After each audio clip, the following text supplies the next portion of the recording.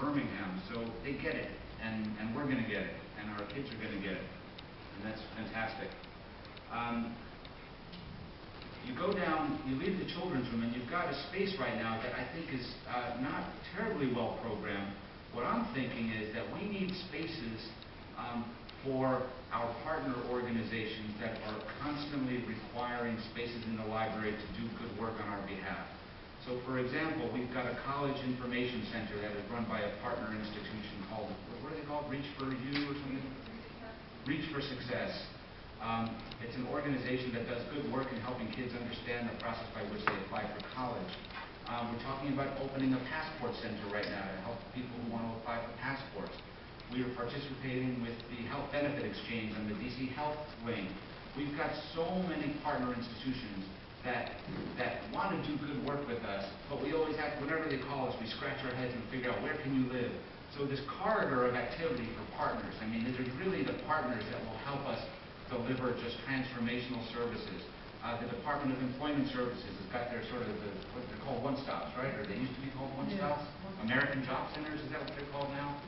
Oh, they were called one-stops. I still call them one-stops. Yeah, we still do. You know, as part of our civic duty, you know, we're going to need to provide spaces for these people who will just be able to sort of set up shop, and they can set up shop for 3 months, 6 months, 12 months, 2 years, whatever it is. And then again, they can deliver those sort of civic services on behalf of the people who are coming to the library looking for information about those services.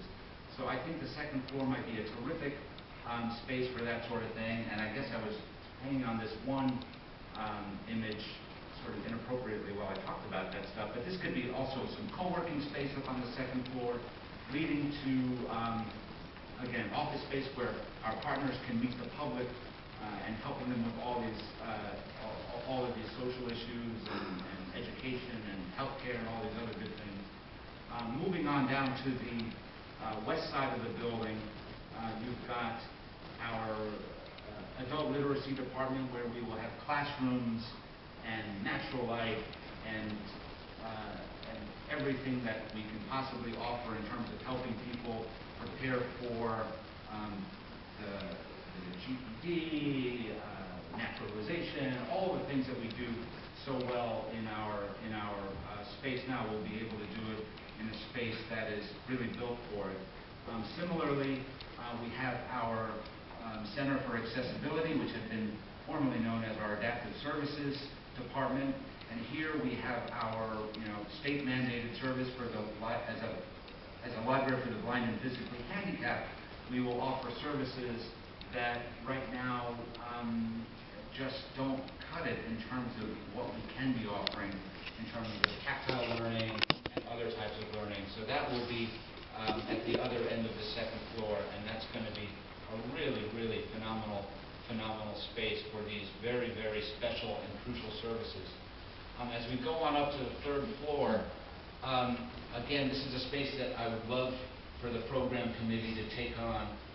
Because I think that there is so much room to massage what goes on here. Right now, and this is going to be important, this is where the books are. This is where adults will come up and find their nonfiction, their fiction, their everything that they're looking for. But, we have to be cognizant of the fact that the containers in which people get their information is changing, so we have to build the space flexibly enough to really focus on the learning and not the container in which that learning is being done. It's also going to be our phenomenal reading room. This is the New York Public Library with, inspirational lighting, and it's just, it's almost a sacred space for scholars in New York, and we want to create that same environment here for people who are coming to read, and that doesn't exist here. Francine always talks about how this building is flip-flop. You've got books that get all the natural light, and people are confined to interior spaces. We're gonna flip-flop that, and this is proof that we're gonna flip-flop it, because this is what they did in Birmingham. They moved the materials into interior spaces, and if you see on the right, you've got sort of this bar-style seating for people who are for readers. Here's maybe a better example of actual human beings sitting in those spaces. And you've got, again, meeting rooms, comfortable seating, ways in which people can collaborate, work together, or work in solitude. But the one denominator for all these images is just the dignity and just the phenomenal optimism that exists within all these pictures in terms of what they're going to be doing on the third floor. And you may be noticing that, so it's getting sort of quieter as we move up. So you've got the first floor is that marketplace where it's just kind of crazy and all these great things happening. But as you go up, you're getting sort of the services become more tailored and might possibly be getting more quiet, which is it's phenomenal. We've got a lot of square feet, and this is our obligation to serve all these various types of users. Another example of just the sorts of study rooms that we will be providing really throughout the building, I think, but I think we'll have a whole host of them up on the third floor. And they are so popular. Karen talked about how she's been here for 3 days just in this branch, and they are in constant use. And you hear about it everywhere we go. Any library that's been renovated, those meeting rooms are in constant use. And at the Central Library, again, with the help of partner organizations, this is where we can have sort of one-on-one job seeking help. We can have one-on-one, returning citizen advice. We can do so many things with the privacy of these rooms that we just really can't do so much now. Even in our current Dream Lab and Commons, there's not the acoustic privacy that's required for the type of meetings that people really want to have. So let's move on up to the fourth floor. And this is my favorite space to really think about for a whole host of reasons. Number one, it's our space for our special collections. And apologies, I don't think this is good. It's a little out of focus. But our special collections has grown in so many ways, and the people that use our special collections, those numbers are only growing. As we put more and more of our material online, we actually generate more and more interest in the physical objects that we have within Washingtoniana and Black Studies.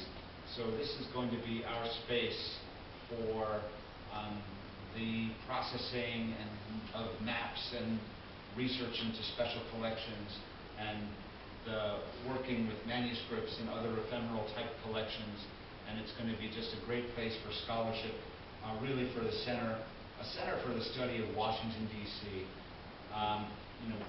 Special collections now need places in which they can do sort of advanced digitization of maybe nothing this size, but you get the picture.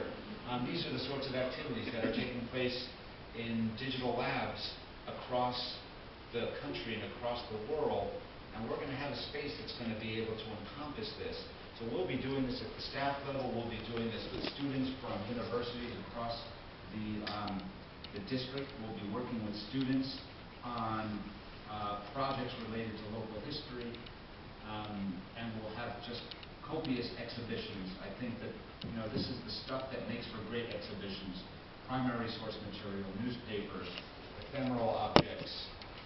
This is the museum, I believe, and I think that they've done a great job in exhibiting some of their special collections, and we're going to do a better job than they've done it. And there's all sorts of different ways that you can do exhibition, and I'd love to see exhibitions really throughout the building that will reach sort of a pinnacle when you get up to the fourth floor. This is an image also from the museum, and if you look closely, you'll notice that this is an exhibition around Martin Luther King Jr., and it's not an accident that we selected this photograph for this presentation, because one thing that we really want to do better, and we hear it loud and clear, is not only a better job of honoring the spirit of MLK. I think that's great, but we also want to create the ability, or we want to create more of a scholarship center that could really focus on MLK's work in Washington, D.C., there was a lot that he did here. Now, when we talk, and I wish that Kins of Loot or some of the other folks from Washingtoniana were here, because we talk about the future of special collections, and we talk about sort of the natural progression of Washingtoniana and Black Studies into the Center for the Study of Washington, D.C., with a focus on the African American experience in Washington, D.C. And that's a great way for our library to separate itself from other special collections across the district.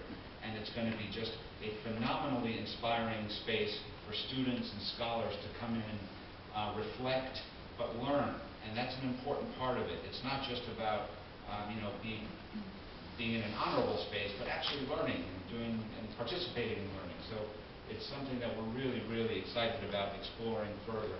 And certainly there are other special collections around the city that we will be working much more closely with, whether it's George Washington University or the Historical Society of Washington.